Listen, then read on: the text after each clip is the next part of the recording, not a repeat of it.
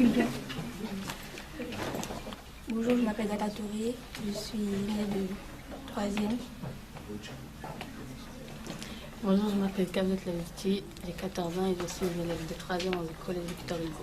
Et nous venons de devenir sage-femme. Je m'appelle Adrien Antoine, je suis sage-femme à l'hôpital de la Fontaine de Saint-Denis et aussi bientôt sage-femme en libéral en cabinet auprès Saint-Gervais. Je voulais savoir, est-ce que les études de sage-femme sont dures? Alors pour être sage-femme, il faut faire 5 années d'études. Donc le cursus de sage-femme débute par une première année de médecine où il y a un concours. Et en fait, après ce concours, on choisit entre médecine, dentiste, dentaire et sage-femme. Et maintenant pharmacie. C'est-à-dire que c'est 4 professions qui sont sélectionnées par la première année d'études de santé, la première année commune d'études de santé. Donc c'est généralement pour accéder à cette première année, il n'y a pas de critères précis. C'est-à-dire que pour s'inscrire à cette PACES, il faut, alors c'est très conseillé de faire un bac scientifique parce que c'est vrai qu'il y a beaucoup de notions de biologie, de physique, de sciences humaines, etc. qui nécessitent un bagage déjà assez important en matière scientifique. Ça ne veut pas dire qu'il est impossible d'accéder aux études de sage-femme sans le bac scientifique, mais c'est pratiquement impossible si jamais c'est tellement difficile ce concours qu'il faut en gros avoir le plus gros bagage possible. Ça sous-entend que dès le collège, si on est motivé à faire ce métier, c'est déjà se préparer à être le plus performant en matière scientifique. Bonjour, je m'appelle Salwa, j'ai 14 ans. Faut-il beaucoup d'études pour acquérir le métier de sage-femme? Alors c'est à la faculté de médecine, ça dépend. Il y a plusieurs, ici par exemple en région Île-de-France, il y a plusieurs universités, donc chaque université a sa faculté de médecine. Et donc il suffit de s'inscrire, par exemple à Paris 13, à Bobigny, à la première année commune d'études de santé. Après cette première année d'études communes de santé, on a du coup un classement. Durant cette année, on aura fait le choix d'unités d'enseignement spécifiques médecine, dentiste, pharmacie et maïeutique, qui est donc la filière de sage-femme. Et si on est accepté dans ce classement, ensuite on brigue pour 4 années d'études médicales en école de sage-femme, et qui équivaut à peu près à un Master 2. Et ce Master 2 nous délivre un diplôme d'État. Donc la licence maïeutique, on a essentiellement des cours, on va dire, des cours académiques sur la biologie, la psychologie, sur la pédiatrie, l'obstétrique, la gynécologie. Et ensuite en master, on a beaucoup de stages, beaucoup plus de stages pour appliquer justement toutes ces notions scientifiques en libéral, à l'hôpital, faire des accouchements, suivre des patientes, des femmes enceintes, etc. Pour l'échographie, par contre, il faut, donc après le Master 2, après le diplôme d'État, il faut passer un diplôme universitaire pour ensuite être échographiste qui dure 1 an. Dans quelle matière il faut être bon pour être sage-femme? Il faut être bon partout. Je pense qu'il faut être bon partout. Il n'y a pas une matière. Si, je vais vous dire forcément, la science de la vie et de la Terre, c'est une matière fondamentale. Après, je pense que ce qui est essentiel, c'est savoir avoir une culture générale. Ça, c'est indispensable. La culture générale, ça peut venir de tout ce qui est langue, latin, grec, espagnol, anglais, néerlandais, ça c'est très important. Surtout en plus que toutes les études maintenant sont anglaises, les études scientifiques, donc quand on reçoit une étude scientifique, il faut savoir parler l'anglais.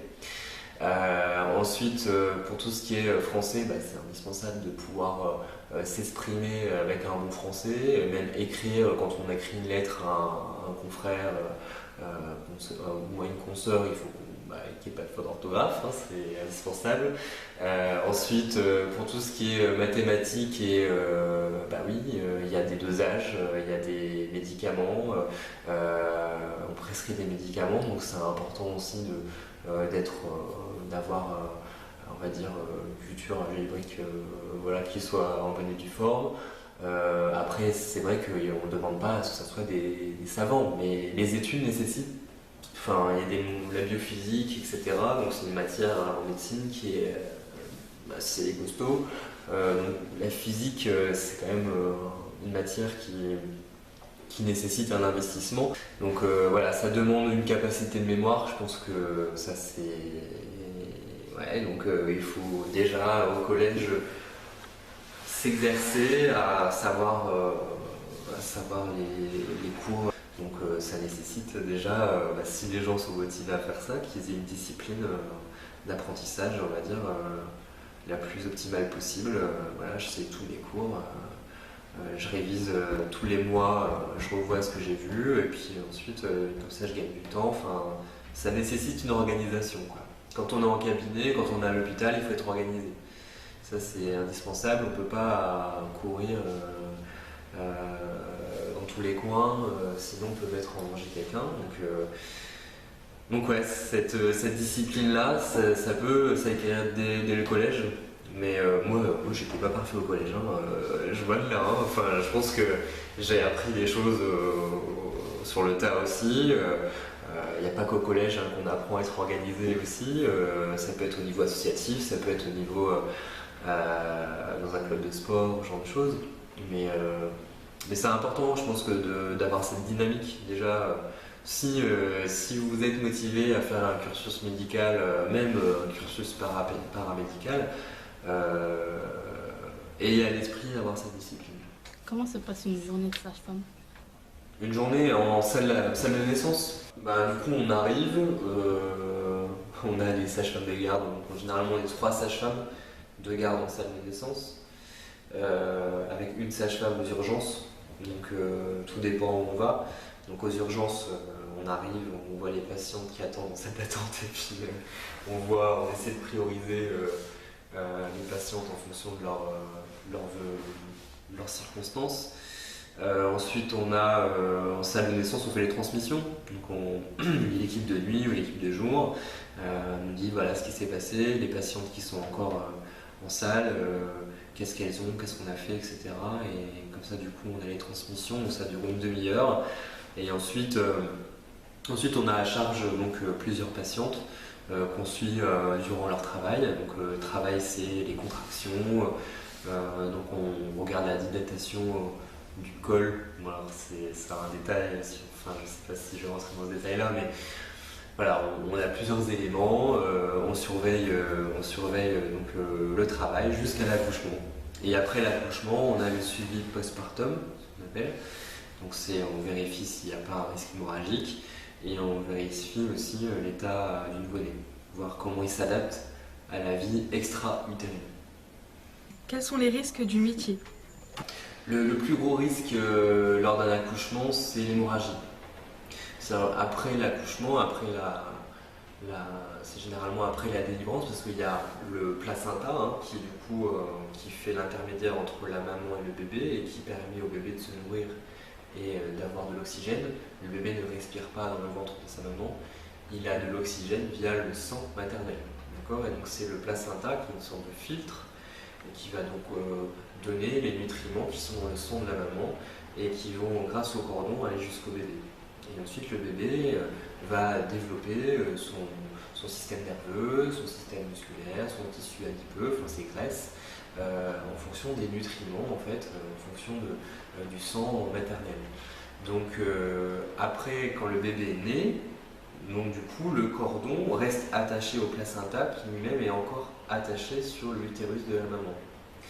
Et donc on coupe le cordon. Généralement on propose au papa de couper le cordon, et après naturellement le placenta se décolle de l'utérus, qui est du coup l'organe génital féminin, se décolle de l'utérus, Et donc on a un utérus qui est vide. Avant il était composé donc, du bébé, de la poche des os, donc des membranes amniotiques, du liquide amniotique à l'intérieur de la poche des os et du placenta qui du coup est coiffé de la poche des os et collé à l'utérus.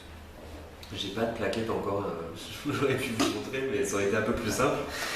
Bref, et donc du coup, après la délivrance du placenta, le gros risque, c'est d'ailleurs le plus gros risque de mortalité maternelle, c'est du coup l'hémorragie. C'est-à-dire que les petits vaisseaux, les vaisseaux maternels qui alimentaient le placenta, qui ensuite, via le cordon, alimentaient le bébé, ces vaisseaux ne se resserrent pas correctement, ne se ferment pas correctement, et donc du coup c'est comme si on avait un robinet qui restait ouvert continuellement, et donc du coup le sang continue à couler, etc.